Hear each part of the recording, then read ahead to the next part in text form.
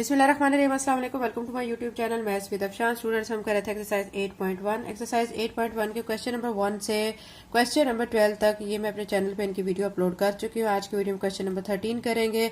इसमें कहा जा रहा है 3 vertices of rhombus are A B C. ठीक है, ये आपको 3 वर्टिसेस दिए गए हैं। वो कह रहे हैं फाइंड फोर्थ वर्टिक्स। आपको पता है बच्चों, शेप के क्या होते हैं, 4 वर्टिक्स होते हैं, लेकिन यहाँ पे हमें 3 दिए गए हैं। हमने चौथा जो वर्टिक्स है उसको हमने फाइंड करना है। शेप हमारे पास कौन सी है, रोम्बस है। क्वेश्चन नंबर 12 की तरह इसको हम करेंगे जैसे हमने क्वेश्चन नंबर 12 में किया था। हमने स्लोप्स फाइंड किए थे पहले, ठीक है, फिर वहां से उनकी जो वैल्यूज निकली थी उनको स्लोप्स को इक्वल करके फिर हमने उधर से एक्स और वाई की वैल्यू को फाइंड किया था। ठीक है, तो यहाँ पे भी हमें रोम्बस शेप दी गई है और इसके भी हम क्या करेंगे, हम ए बी सी की मदद से, ठीक है, चौथा वर्टिक्स को फाइंड करेंगे। ठीक है, क्वेश्चन नंबर 13 का सोल्यूशन करते हैं।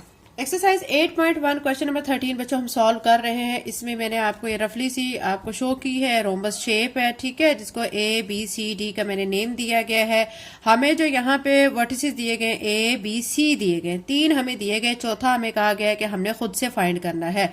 तो मैंने इसको क्या किया है, मैंने सपोज कर लिया है कि लेट फोर्थ वर्टिक्स, मैंने उसको खुद से सपोज कर लिया है कि चौथा जो वर्टिक्स है हम उसको सपोज कर लेते हैं वो डी है और उसमें कोऑर्डिनेट एक्स और वाई है। ठीक है, तो ये खुद से सपोज करना है, आपने भी इसी तरह लिखना है। उसके बाद फिर हम क्या करेंगे कि चारों जो है हम स्लोप्स फाइंड करेंगे। देखें, ए बी का स्लोप जो है वो फाइंड करेंगे, फिर किसका करेंगे, सी डी, इसका स्लोप फाइंड करेंगे। फिर ये जो ये देखें लाइंस पैरेलल हैं, ठीक है, पैरेलल लाइंस हैं, तो ये ए डी इसका स्लोप और बी सी इसका स्लोप, ये चारों स्लोप्स जब फाइंड कर लेंगे तो क्योंकि हमारे पास ये जो शेप है रोम्बस है और इसमें लाइंस हमारी क्या है, पैरेलल हैं, तो ए बी जो स्लोप है, ठीक है, उसको हम इक्वल करेंगे सी डी के, और बी सी का जो स्लोप आएगा उसको हम ए डी स्लोप के इक्वल करेंगे, और फिर वहां से हम अपना फोर्थ जो है वर्टिक्स उसको हम फाइंड करेंगे, उसकी वैल्यूज को फाइंड करेंगे। तो आपके सामने मैं शो कर देती हूँ। यहाँ पे मैंने स्लोप ऑफ ए बी लिख लिया है और यहाँ इस साइड पे मैंने स्लोप ऑफ सी डी लिख लिया है। ठीक है, चारों स्लोप्स फाइंड करेंगे। तो पहले मैं slope of A B find करूंगी। तो ए बी फाइंड करने के लिए मैंने ए पॉइंट जो है वो लिख लिया है जिसके कोऑर्डिनेट 2 और -1 थे। बी भी मैंने यहाँ पे शो कर दिया है। ठीक है, इधर लाइन मैंने ड्रॉ कर लिया है, आप कॉमा लगा लें, लाइन ड्रॉ कर लें, या आपकी मर्जी। ठीक है, आप यहाँ पे हमने slope of C D find करना है, तो इसके लिए सी पॉइंट मैंने लिख लिया और डी यहाँ पे लिख लिया है। आपको पता है स्लोप का फार्मूला बच्चों क्या होता है, स्लोप का फार्मूला होता है y2 - y1 divided by x2 - x1। चूंकि हम यहाँ पे slope of A B find कर रहे हैं, आपको ये भी मैं बता चुकी हूँ कि स्लोप को हम या ग्रेडियंट को m से रिप्रेजेंट करते हैं, तो ये मैंने m लिख लिया है। फार्मूला आपके सामने बच्चों। अब हम क्या करेंगे, ये जो हमें पॉइंट्स गिवन है इनके जो कोऑर्डिनेट्स इसको नाम दे लेते हैं, जैसे हम के पहले तमाम क्वेश्चंस में करते हैं, x1 y1 x2 y2, इससे वैल्यू को पुट करना इजी हो जाता है। अब y2 देखें बच्चों, यहाँ पे क्या है, ये 4 है, यहाँ पे लिखेंगे 4 माइनस y1 जो है हमारा -1 है, तो माइनस माइनस हो जाएगा प्लस। ठीक है, तो +1 लिखेंगे। x2 यहाँ पे 3 है, 3 लिख के माइनस x1 2 है, 2 लिख देंगे। ठीक है, तो यहाँ पे 4 में 1 को ऐड करेंगे 5, नीचे 3 में से 2 माइनस करेंगे 1, तो 5/1 जो है वो यहाँ से हमारा क्या आ जाएगा, स्लोप ऑफ ए बी आ जाएगा। ये हमने बच्चों एक स्लोप फाइंड कर लिया, ये हमारे पास एक स्लोप आ चुका है। उसके बाद हमने स्लोप ऑफ सी डी को फाइंड करना है, उसके लिए मैं पॉइंट सी और डी लिख चुकी हूँ, फार्मूला भी लिख चुकी हूँ। अब हम क्या करेंगे, इसको x1 इसको y1 कहेंगे, इसको x2 और इसको y2 कह लेते हैं।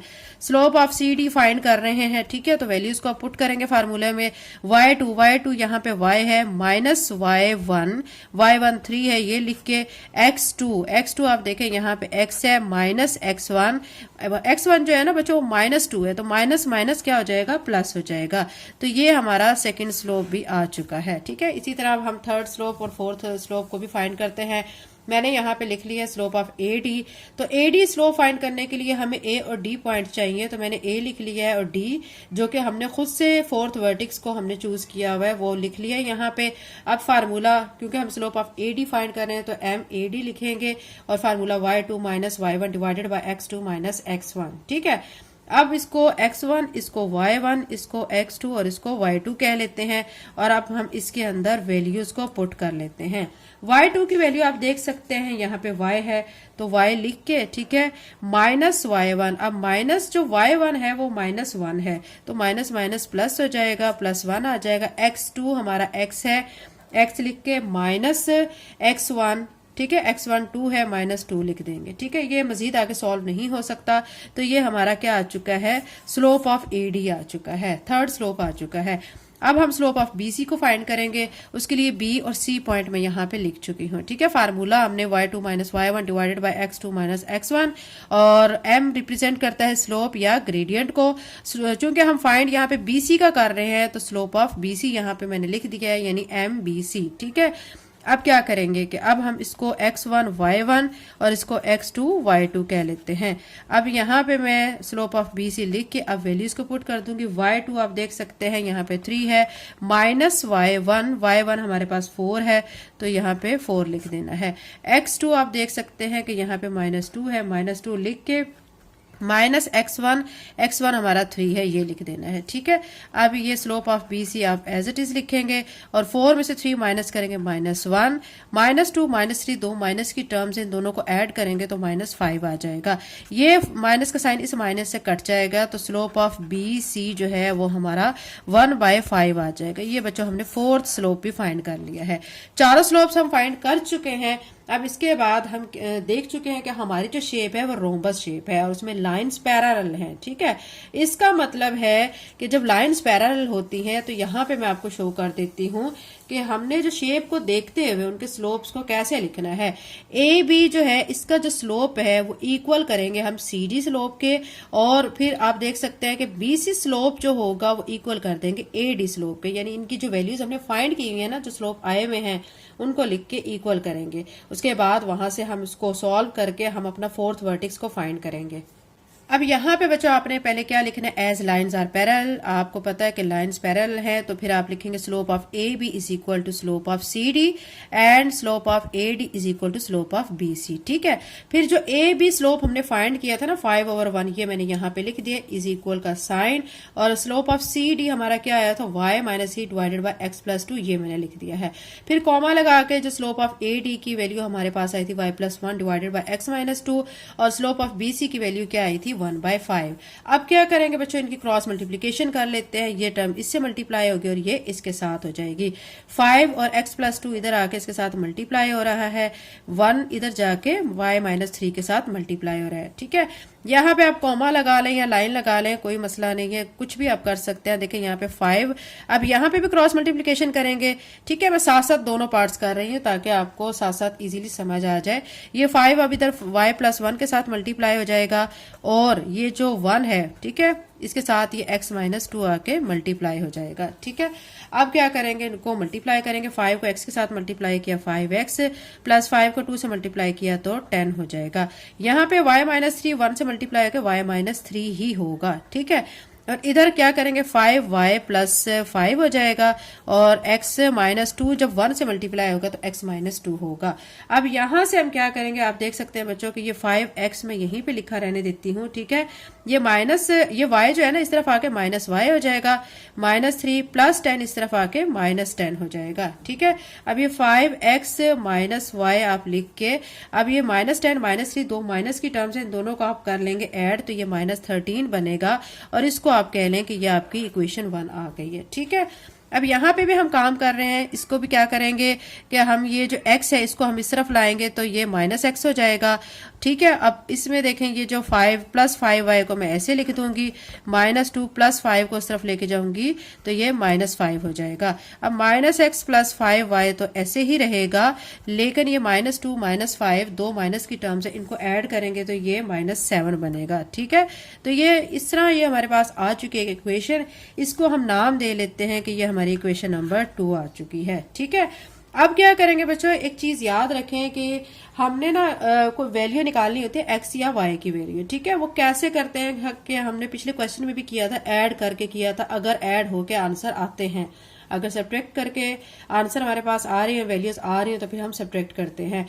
यहाँ पे हम ऐड तो कर सकते हैं, लेकिन आप देखें ये इधर 5x है और इधर x है, तो मुझे इस इक्वेशन का फर्स्ट जो नंबर है वो इस जैसा बनाने के लिए मुझे इस पूरी इक्वेशन को 5 के साथ मल्टीप्लाई करना होगा। ठीक है, तो मैं लिख देती हूँ मल्टीप्लाई, ठीक है, मल्टीप्लाई इक्वेशन 2 बाय 5 के साथ इसको मैं मल्टीप्लाई करूंगी। 5 के साथ जब मल्टीप्लाई इस इक्वेशन को करूंगी तो ये -5x बनेगा, प्लस 5y को 5 से मल्टीप्लाई करेंगे 25y बनेगा, और 5 को जब -7 से मल्टीप्लाई करेंगे तो -35 बनेगा। तो इस ये जो हमारी नई इक्वेशन आई है इसको हम इक्वेशन नंबर 3 कह लेते हैं। ठीक है, अब क्या करेंगे, हम ऐड कर लेंगे इक्वेशन 1 एंड 3 को। ठीक है, अब यहाँ पे आप लिखेंगे adding equation 1 and 3। Equation 1 and 3 को ऐड करेंगे। इक्वेशन 1 हमारे पास है 5x minus y is equal to -13, और इक्वेशन 3 हमारे पास है -5x plus 25y is equal to -35। ठीक है, अब आप देख सकते हैं कि ये प्लस 5x और ये -5x है, एक जैसे हैं बट इनके साइन ऑपोजिट हैं, कैंसिल हो जाएंगे। अभी 25y है और ये -1y है। ठीक है, 25 में से 1 को माइनस करेंगे तो 24y आ जाएगा, और ये दो माइनस की टर्म्स हैं, इन दोनों माइनस वाली टर्म्स को हम ऐड करेंगे तो -48 आ जाएगा। ठीक है, अब देखें कि ये y की वैल्यू यहाँ से हम फाइंड करना चाह रहे हैं, इसके साथ 24 मल्टीप्लाई हो रहा है, दूसरी तरफ लाएंगे तो डिवाइड की फॉर्म में आ जाएगा। अब इसको हम कटिंग कर सकते हैं, हम 24 के टेबल में भी कट कर सकते हैं। 24 1 ज़ा 24, 24 को 2 से मल्टीप्लाई करते हैं तो क्या आ जाता है, 48 आ जाता है। तो y की वैल्यू यहाँ से हमारे पास क्या आ चुकी है, -2। अब ये y की वैल्यू तो हम फाइंड कर चुके हैं, लेकिन अभी हमने x की वैल्यू को भी फाइंड करना है। तो x की वैल्यू को फाइंड करने के लिए जैसे हमने प्रीवियस क्वेश्चन में किया था, ठीक है, हमने किसी इक्वेशन में इसको पुट करना होता है। तो मैं अब इसको इक्वेशन नंबर 2 में पुट कर देती हूँ, क्योंकि आप देख सकते हैं कि इक्वेशन 2 जो है, ये देखें, ये इक्वेशन 2 ये जरा छोटी इक्वेशन है। ठीक है, इसके अंदर हम इसको y की जो वैल्यू आई हुई है -2, इसको पुट कर देते हैं। आपने लिखना है put y is equal to -2 in equation 2। Equation 2 मैंने यहाँ पे लिखी है। अब इसमें हम जहाँ पे y है वहां पे -2 पुट कर देते हैं। -x प्लस 5 y की जगह -2 लिख दिया, और यहाँ पे -7 -x। इसी तरह अब ये देखिए 5 को 2 से मल्टीप्लाई करेंगे 10 आ जाएगा, वो भी माइनस के साथ, क्योंकि -2 है तो ये -10 आ जाएगा, और यहाँ पे -7। अब आप क्या करेंगे कि क्योंकि हमने x की वैल्यू फाइंड करनी है, -x को इधर ही रहने देंगे, -10 जो इसके साथ है दूसरी तरफ जाके +10 में कन्वर्ट हो जाएगा। अब -x इस तरह ही रहेगा, लेकिन 10 में से 7 को माइनस करेंगे 3 आ जाएगा। चूंकि हमें x के साथ ये माइनस का साइन नजर आ रहा है तो हम क्या करेंगे, दोनों साइड्स को माइनस से मल्टीप्लाई करेंगे। जब मल्टीप्लाई दोनों साइड्स को माइनस से करेंगे तो इसका माइनस मल्टीप्लाई जो साइन है उससे क्या हो जाएगा, प्लस हो जाएगा, और यहाँ पे -3 आ जाएगा। ठीक है, या यूं भी आप कर सकते हैं कि इसको इस तरफ ले आए, इसको इस तरफ ले आए, ये चीज भी हो सकती है। तो यहाँ पे हम हमारी वैल्यू जो x की वो क्या आ जाएगी, 3 आ जाएगी।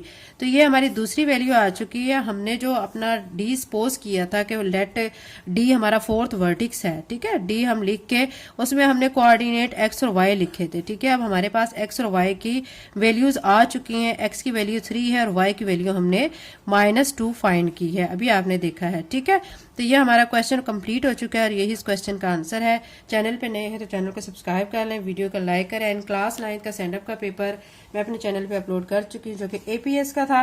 तो जिन बच्चों का भी सेंड अप का पेपर नहीं हुआ तो वो इस वीडियो को लाजमी देख लें, ताकि उनको भी इस पेपर से रिलेटेड इन्फॉर्मेशन मिल सके। थैंक यू एंड अल्लाह हाफिज़।